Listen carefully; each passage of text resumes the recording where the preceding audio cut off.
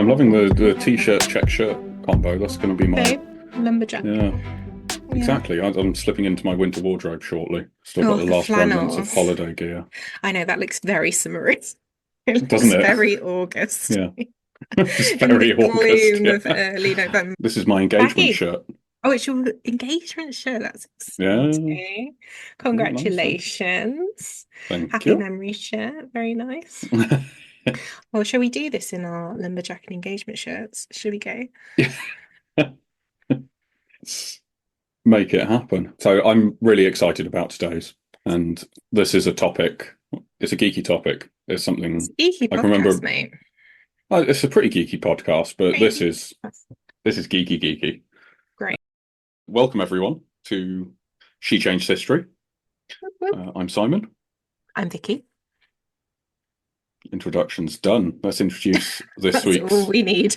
That is all we need. I'm keen for this one. This week's woman who changed history is Ada Lovelace, Nice. and she will probably be more familiar to more listeners than many of our subjects. She's one of Uh, those names that I think people know, but they maybe don't know why they know. Would you say that's yes, true? Yeah, I agree. Yeah. great. So let's figure out the why, shall So we? indeed, yeah, Ada Lovelace, the rebellious romantic who birthed the digital age. That's Ada a Lovelace, title. that's a hell of a title, isn't it? Good Yeah. title. Ada Lovelace, the daughter of famed poet Lord Byron, was a 19th century mathematician and visionary who became a pioneer of computer science. Despite facing societal constraints and a challenging upbringing, she embraced intellectual pursuits, excelling in mathematics and logic. Her collaboration with Charles Babbage, inventor of the Analytical engine, a precursor to our modern-day computer, led to her most significant achievement. Her legacy inspires women in STEM, proving that brilliance can defy societal expectations. Ada Lovelace dared to dream of a future where technology could augment human creativity, a vision that continues to shape our digital world today. It's so true, isn't it? Like, can you imagine what Ada Lovelace would make of things like Instagram and TikTok and Absolutely blow her like mind. that you can drive a car with a computer? Like, Yeah, I reckon some of her dreams must have come true, right? yeah. They And must that's have. what, like, as we'll discuss later, the sort of dreams you kind of dream within the context and the constraints of society as it is. So the things that we can do on computers these days, people didn't even imagine, like even photography. Yeah. And now we've got Instagram, so she wouldn't necessarily have dreamt that, but she was dreaming composing music on a computer. Would she? Because That's cool. yeah, there's a number of sources today. The main ones are articles on the San Diego Supercomputer Center website, history.com. There's an article on the Max Planck Institute. There's an article by Stephen Wolfram of Mathematica and Wolfram Alpha fame. There's a lot you can read. Nice. Um, So did you study Ada at school? no, No, me neither. That's a no, shame. no, no Ada at school. Just childhood geekiness. Yeah, I see, I see. It would be cool if we could teach kids about her. yeah. I wonder. Yeah. I don't know if she gets taught these days. Well, Ada's childhood was unusual. Hmm. By any standard, it was unusual. She was born on December the 10th, 1815, Oh, Augusta Ada Byron, to Lord Byron, the Lord Byron, and Annabella Milbank yeah. So Ada's her as middle name. Yeah. a middle name, but Lord Byron always called her Ada for the 5 weeks that he was with them. So 5 weeks after her birth, he left and went to live in Greece and never came back. Can I ask if this episode is going to be a Byron bashing session? Uh, Byron will get very little mention Okay. after this little introduction. I have got some fun facts about Byron, actually. I think I don't have much time for him. Do you not? No, Because he was an absolute rake, quite the a, rake. a scoundrel. He was That a is very scoundrel. polite. That's a very polite way of putting it. Yeah. I feel like that's how they would have expressed it back in the day. Yeah. Oh, boys will be boys. Yeah, You like he know, was such a scoundrel that he had to leave the country. he's just sowing his seeds. What Yeah, he's doing. in a lot of places. He did love animals, though. At Cambridge College, they wouldn't allow dogs, so he got a pet bear instead. I do. Ah, There are many negatives about him, but I do like that level of belligerence. that is Um, that's what Musk would do today. Okay, okay. that's enough, Byron. Yeah, I'm done with him already. You're already done with Byron. Fair enough. So 5 weeks after Ada is born, Byron leaves, and he died when she was 8. So absent father figure, but it's probably one of the things that most people know about Ada Lovelace. Now, Ada had a really bad relationship with her mother Annabella, Lady Middlebank. Hmm. Really poor relationship, and was often cared for by her grandmother Judith, Okay. who had some titles as well. So spent a lot of time in the care of her grandmother Judith, but Lady Byron still wanted to. They were born to a sort of quite an upper class, very upper class society family, and Lady Byron had to present herself as a loving mother with maternal concern and instinct. So she would write letters to Judith, but in these letters she referred to Ada as it, So and these are the wasn't mum anything. writing letters This to the mum writing the grandma. letter to the grandma, yeah, and would refer Okay. to Ada as it, and would put a cover letter with it saying, "Keep these letters in case I ever need to prove I was a loving mother." So there's a sort of a disparity between her actual behaviour and the image she wishes to present. Yeah, I am doing this against my will. Love mum. yeah, she really was. Yeah, her mum had a very harsh religious upbringing Okay. and imposed some of this on Ada, even if Ada didn't necessarily know it at the time. She would get people to follow Ada around when she was a teenager to make sure that she wasn't breaking any moral deviation Oh, this is sort of the things, to mum, make not the sure she was. grandma. This is the The mum, mum. yeah, That's such a um, random use of time. isn't it? Like, The mother had a lot of worries because her father, Lord Byron, let us not mention him again, uh, was a bit mad. He was definitely a mm, bit mad, and she was worried that Ada would inherit this wildness, these okay. mental issues. So from a young age, she pushed her towards studying maths, logic, and science as a way of trying to contain and suppress any what she called poetic tendencies, Oh, that's a very depressing isn't line, it? isn't it? Yeah. So pushed her towards STEM topics, science, technology, engineering, and mathematics. Won't be the last time we mention STEM. Hmm. And she had quite a contained, sickly childhood. She was paralyzed after a bout of measles, I Oh, think. okay. And so she was bedbound for a year, other things. But she got to study a lot. She was pushed towards maths and science, but she did, despite her mother's best efforts, still have these poetic tendencies and went on these sort of flights of fancy and flights of invention, even when she was young. Good for So at one her. point, she decided she wanted to be able to fly. And rather than just imagining how to fly, she actually went through the stages of designing a way to fly. And she studied the anatomy of birds and figured out how to make wings and tested different materials and figured out how many feathers she would need in order to build a wing What? large enough for herself to fly. And she put this down all into a book afterwards. Aw. Do you think that's what they were worried about when they wrote down poetic tendencies? Did you think I don't, that, I don't think oh, they she could have wants to be a imagined. bird?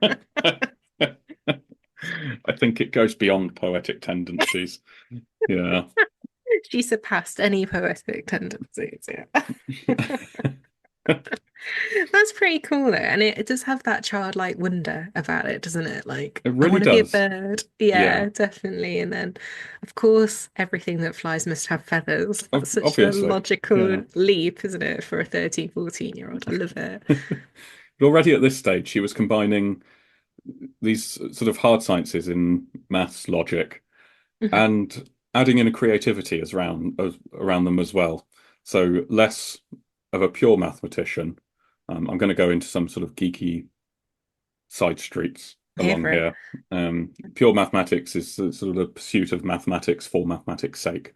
So Yeah. you are coming up with methods. But she transitioned even with this flying machine. She's then acting more like an engineer. And an engineer, for me, speaking as an engineer, combines the mathematics developed by the pure mathematicians with art and creativity Yeah. and, let's say, poetic tendencies, and Yeah. finding ways to use the mathematics as a tool, but then thinking what that can then be applied to in real life. And she's already showing these signs early The, on. the peak of that are people who design roller coasters, I think. I think they have the best combination of science and thrill. Your I love pinnacle it. of engineering. Yeah, that to me is like the the dream. I thought you were going to say rocket scientists, but no, No, just just roller roller coasters. coasters. It's as high as I can go. She had this, they were a rich family.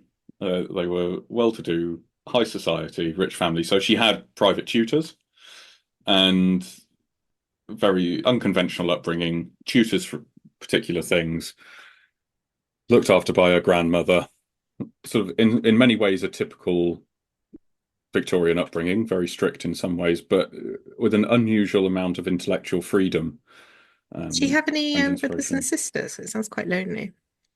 She did, but didn't know them for a long time. Her siblings were only half siblings, so she was the Mm, only legitimate child, okay. between Byron and Millbank, Mm. and then many, many other half siblings on both sides. This is early 19th century high society. This is where, think Bridgerton. Mm. You would be presented to the court. You would become of age, be presented to the court, the debutante ball. And she was presented to the court at the age of 17. Yeah. Very popular, sort of belle of the season. Was she the Um, belle? She was the she was the belle. belle of the Ah. ball. Yeah, she was very Hmm. charming. She Okay. inherited her father's charm and wit and ability to befriend people and hold an audience, and was very likable.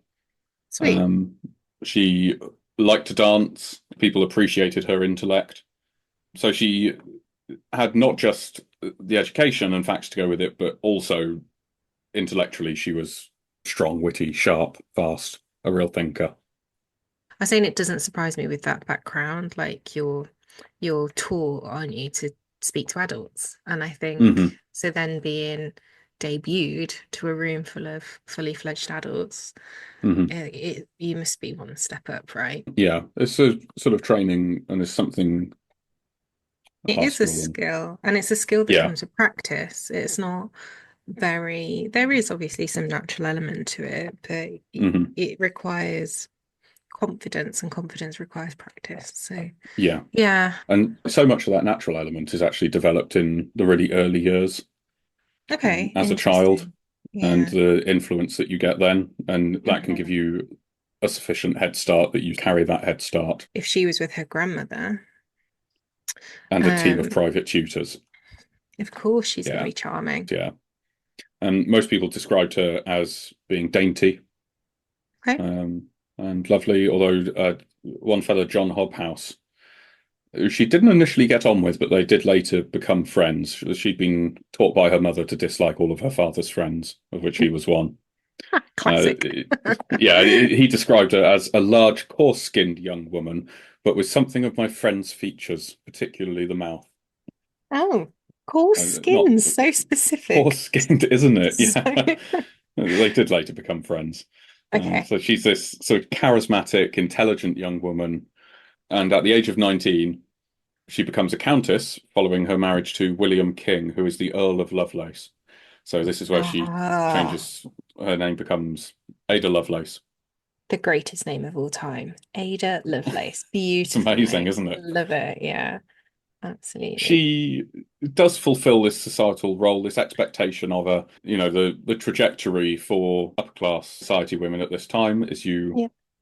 have an education, you get presented at the ball, you find a husband, you have a family, you bring up the next Yeah. generation. Tick, tick, tick. And so it continues. So she fulfilled that role. She was a wife and mother. She had 3 children. But Wow. during this time, she still maintained all of her intellectual pursuits and interests. So she's living married life, is she? She's quite enjoying married Yeah. life.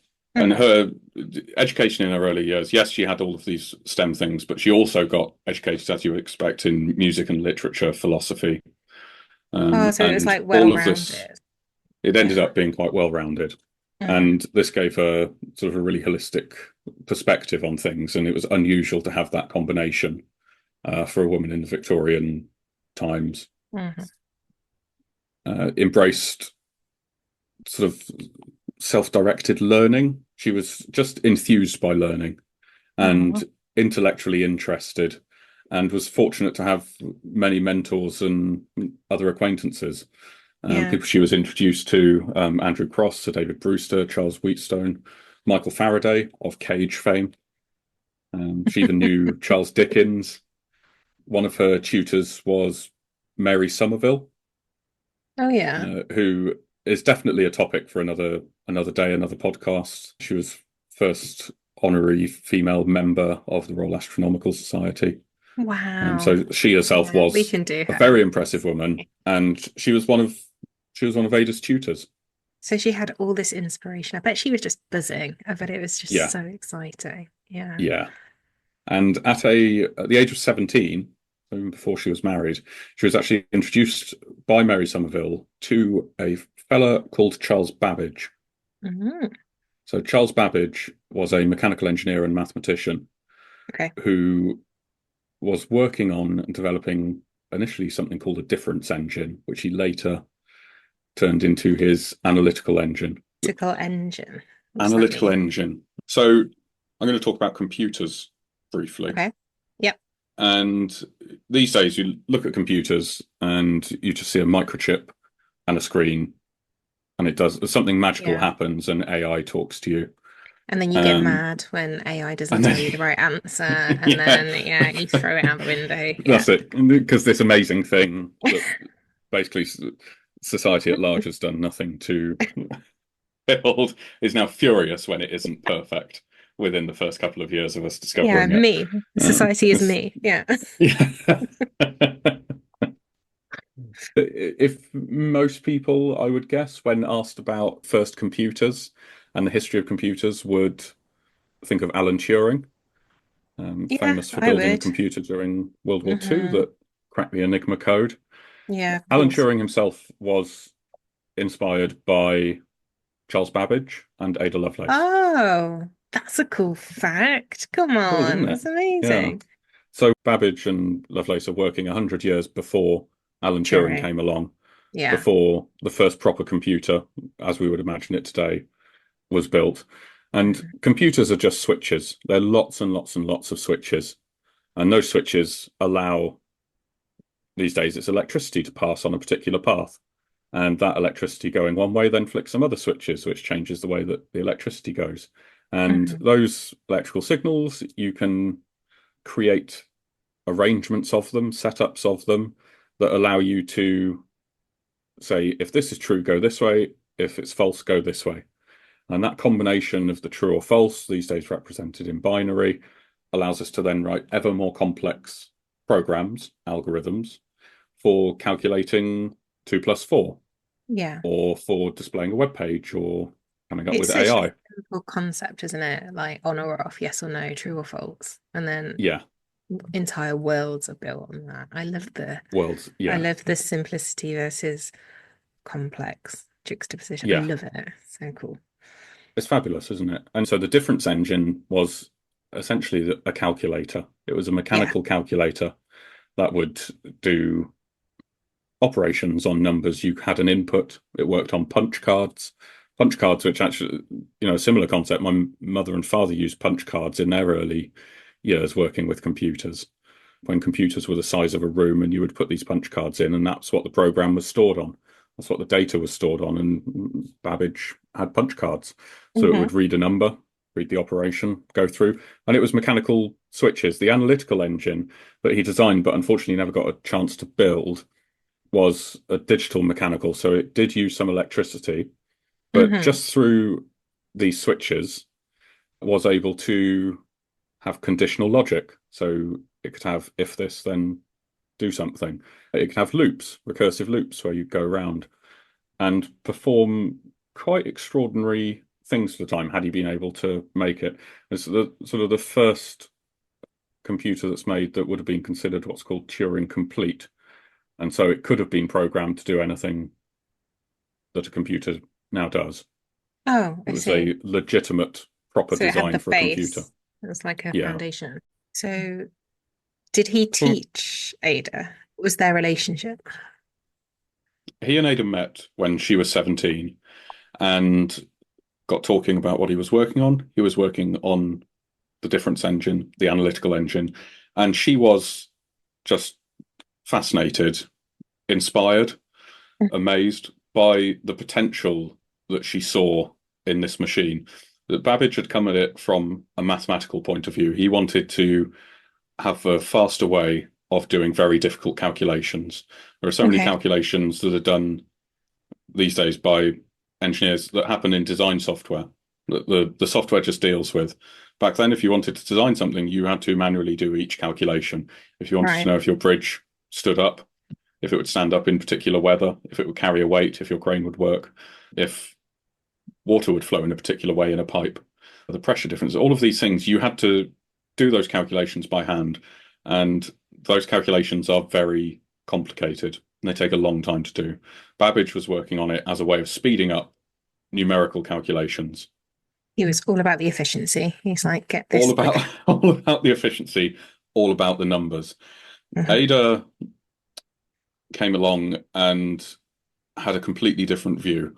And we spoke Oh, about her education and her upbringing, and that yes, she was incredibly well versed on the mathematics, but she'd also been surrounded by the society and an education of music and literature, and saw the analytic engine not as a fast calculator, but as something that could manipulate all of these other entities. She was thinking of a way that other things could be represented within this analytic engine that we could then perform actions on them, perform what okay. we now know as algorithms. So she thought that you could have representations for musical notes rather than numbers. Oh, I see what you're saying. So she was applying it to society. She Yeah. was, yeah. And to be able to do other things with it beyond Hmm. adding up numbers. She was amazed by the calculations it would be able to do, Yeah. and that was one aspect of it. But she saw these this massive and complex collection of switches and logic boards. She saw numbers as one way that you could interpret it, but you could And also use that to language. represent language, to represent music, Yes. and other Okay. things. Understood. So she came at it with such a different point of view. Um, And she's very smart to, because that's yeah, breaking the mold. That is really saying breaking the mold. it Yeah. is, it's challenging Yeah. what is a lead expert by the sounds of it in their field, and Mm. then challenging that and driving that forward to another level. And Yeah. that takes some skill as a 17-year-old Right. teenager, right? That takes Yeah. some balls. Yeah. And like when Okay. you look at computers today and the transition that they've had from 50 years ago, where they were in the workplace, in banks, for accountants, they were just fast calculators, is what we used them for early on. They'd taken off in the home space, in our mobile phone is a computer in our pocket. Occasionally you might bring up the calculator, but we're using this amazing technology to Hmm. represent all the other things in our world, to Yeah, I love represent that. music, to show us video, to be creative, to have photographs, all of this. And she really saw that this was a tool that went so far beyond just Yeah. the numbers. That's imagination, isn't it? That's the girl who wanted to Yeah, fly. that was vision. Babbage described her approach as poetic science, Oh. And which I what think was is what was she criticized for? The it's a lovely irony. contrast to her poetic Oh, I tendencies. love And so that. it turns out these poetic tendencies were really sort of her strength The true in this middle field. finger. It really is, isn't it? Yeah. She was mentored by a fellow called Augustus de Morgan, Okay. who was a prominent mathematician at the time and recognized her talent because she was an incredibly talented mathematician. She had the vision as well, but she Yeah. really was good She at had the the hard core stuff. skill as well. And Yeah. yeah, so Hmm. just bringing these things together, and this Augustus de Morgan recognized her talent in STEM and really challenged her and took her to the next level mathematically. And it was his guidance that was crucial for her to be able to engage with Babbage's work. So She worked Okay. with Babbage, corresponded with Babbage, was very close to him for. She was unfortunately only 36 when she died, She so didn't died at have. 36. Yeah, I didn't yeah, know from that. cancer. Oh Yeah, God. but in that time, she worked very closely with Babbage Okay. and had such a core understanding of what he was doing, whilst also bringing her other perspective. And he was so fond of her, he called her the Enchantress of Numbers. I like Um, these compliments. I would yeah, they're like, great, aren't they? I get good work, Vicky. Like, I don't get the enchantress of numbers. That is Enchantress of not, emails. Yeah. come on, guys, come on. I did a Yeah. beautiful Excel formula. Ugh. Now, a number of articles were written about uh, the analytical engine. Babbage gave some talks in various places and showed his designs and what he was planning to do. There was a particular article written by an Italian scientist, which Ada translated in 1843. Okay, So there was a paper this Italian had written, and she translated it into English, very but clever. she added her own notes to the translation of this article, and the notes that she wrote were 3 times longer than the original article. So this is that thing again, isn't it, about extending and pushing forward, and it's like elevating what's already there, isn't it? Yeah, It's that imagination element yeah, that is something to be cherished, isn't it? Because it gets lost, I think, in our society so quickly. The minute you hit secondary school, it's SATs, it's hmm, GCSEs. School is a massive memory test, basically, isn't it? It doesn't yeah, encourage imagination, elevation, vision. hmm, Yeah, she has somehow been in this world where she must feel confident enough yeah, to keep pushing and keep exploring. Three definitely. times longer, did you say? 3 times longer than the 3 times answer. longer than the original article. And Her she's notes like, were, have you yeah, thought about? yeah. I I wonder just, if that went down well or not. I don't know. oh, it did. She just embraced the education so much that she took on board all of these different tools. Which is And a special thing to do, to embrace yeah, it. It's very different to be, because anyone could have been taught all those things by all those mentors. but if you know how to use it, if you know the potential, the possibilities of it, that's what she was unusual in bringing together. And particularly in this time, being a woman, she was supposed to sort of look pretty, Be bring at up the home with the children, kids. Yeah. yeah, present maternal concern, as her mother was so worried about. Uh, It's not letting go of that childhood wonder, isn't it? And that mhm, childhood imagination. It's not letting that yeah. spark die. And And it she was so sounds like she young did. when she met Babbage. She was only 17, so she, Yeah, I mean, probably still baby. had that childhood wonder. Maybe it's good that they met at that age. Mm. So she translates this article into English, Yep. adds notes, and in the notes she outlines some of the real core concepts that made the design of the analytical engine different. The fact that it could do loops, so it could do a calculation and then redo the calculation based on that new figure and keep or work through a series of things, repeating the same action. Okay. Conditional branching, which is a decision tree. It's like, Yeah. if this is true, do this. If it's not, do this. Hmm. She expanded upon this and then wrote an algorithm for the analytical engine. Bear in mind, this is a vastly complex digital mechanical machine, She which, wrote the first algorithm, it sounds like. and she wrote the first algorithm Ah, for a computer. what? And this is a machine that doesn't actually exist, so she couldn't test Oh, so it, see this it is all didn't work, try it theory. again. This is all theory. It Ah, was so only it's the just the design of the article. machine that had been done, Oh, and okay. she understood it so well that she then wrote an algorithm for it to calculate what's called the Bernoulli numbers, which this is not the Jesus time to go into the Christ. Bernoulli numbers. She writes this algorithm. Let me get a picture for you. Because that's all the algorithm as we know it today is integral to so many economic and cultural moments, isn't it, in society today? Yeah. And she wrote the first one. Wow. Da-da-da. Oh, it's come through. What this is what I'm looking at is the algorithm, yeah. This is the algorithm that she wrote. Oh, wow. So it's 25 lines long and one, You two, know, three, four, five, six, about 15 columns wide. and a ton of variables. Too many variables to shake a stick at, really. But that's incredible. And it's So on she's this like oldie constructing worldy this. paper. Yeah, she's constructing this out of the theory and of such a deep understanding of how the machine Hmm. works and how the mathematics works in order to be Hmm. able to write down so an algorithm, a step-by-step series of instructions. And people may have written instructions before Hmm. how to build a wall. Someone must have documented that, how to cook a, Hmm. I don't know, a chicken chasseur.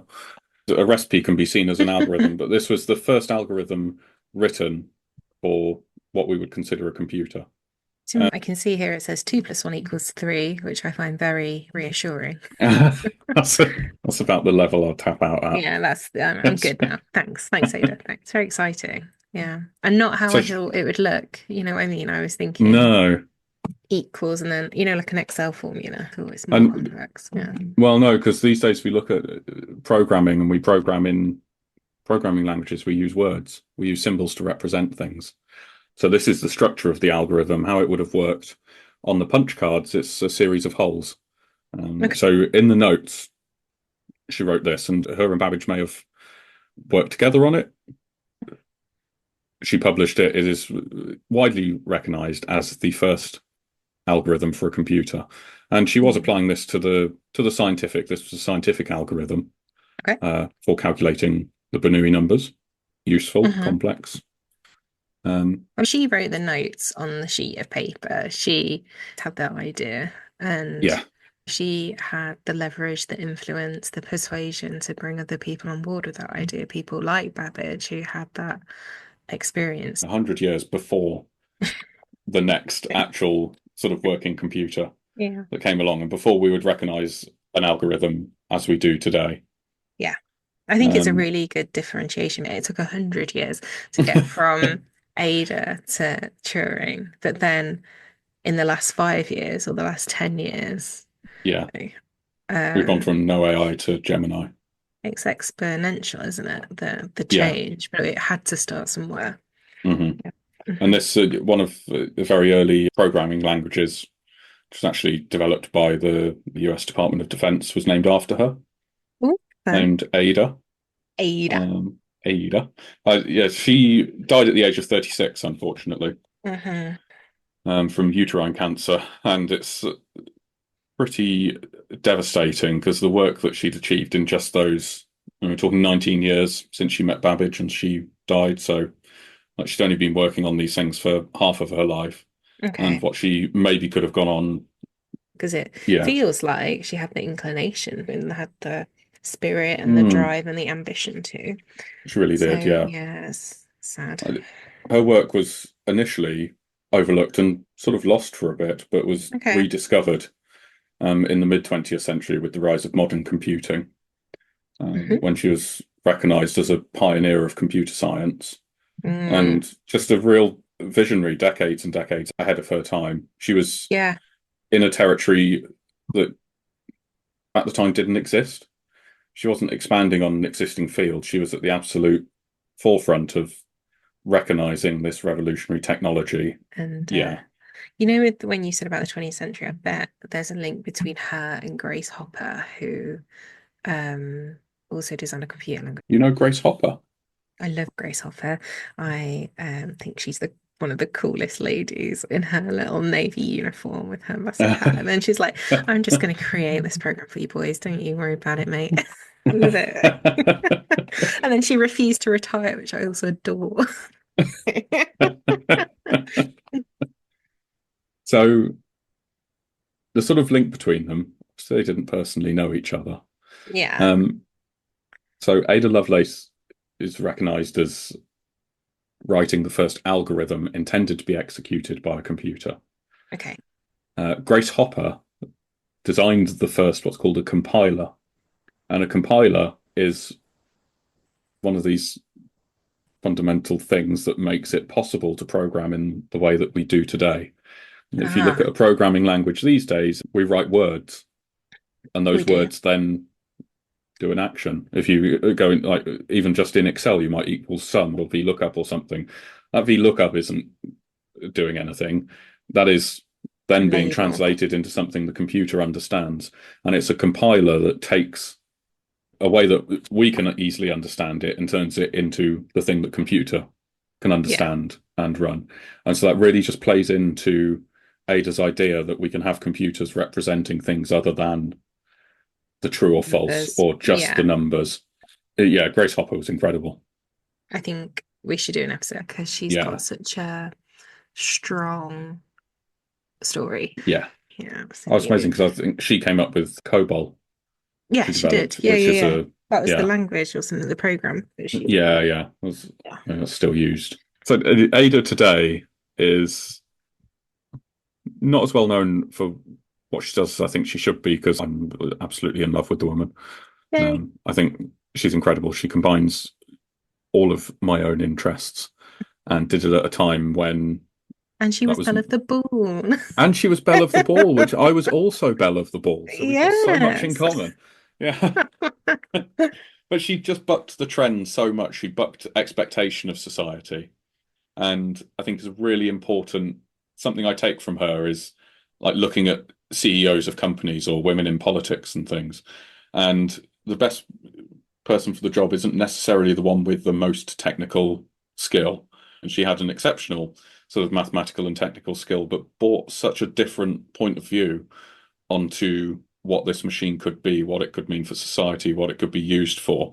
And it's a point of view that if Babbage had just worked on his own or had worked with fellow scientists akin to Babbage who were coming at it from such a pure and theoretical point of view, that I just don't think they would have had. And I love this sort of combination of old mechanical engineer and mathematician and young belle of the ball. They clash, don't they? So, well, you think they Yeah, clash. They maybe don't clash as much as we think they no, do, those but there was a really special overlap there. they had a really And she special did bond. all that with such a turbulent home life as well. Like such a, Mm, I imagine, I don't know, I could be wrong, that she would feel quite lost and quite, like I said before, isolated because she's got a weird standoffish mother, yet she managed to change the world and mm. change the world not just for her generation, but for multiple.